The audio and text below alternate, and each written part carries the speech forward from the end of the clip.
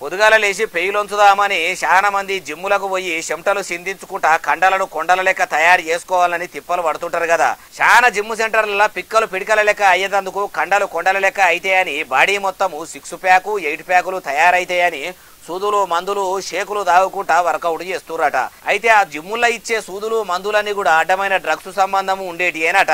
అసొంటి వాడి పెయ్యిలు ఖరాబు చేసుకుంటారు. అసొంటి అడ్డమైన మందులు సూదులు వాడే జిమ్ సెంటర్లను కూడా ఇడిచిపెట్టొద్దని చెప్పక చేయక డ్రగ్స్ కంట్రోల్ యూనిట్ ఆఫీసర్లు అందరూ పనిగట్టుకొని పట్టణంలో 20 జిమ్ సెంటర్ల మీద దాడి చేసిర్రట. అన్ని తిరిగిర్రట. జిమ్ములు నడిపిస్తున్న ఓనర్లకు కూడా గట్టిగానే చెప్పుకొచ్చిర్రట.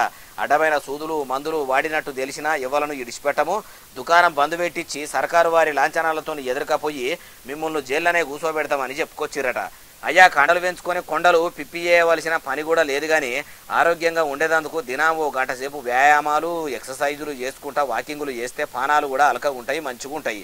సోకుల కోసము అందాల కోసము ఎంజాయ్ల కోసం అడ్డమైన మందులు సూదులు వాడితే ఆగానికే వస్తుంది. ఆరోగ్యం దెబ్బతింటది. మీ గురించే చెప్తున్నాము, మంచిగుండుర్రి అంటుర్రు ఈ ముచ్చటిన్నోళ్ళు.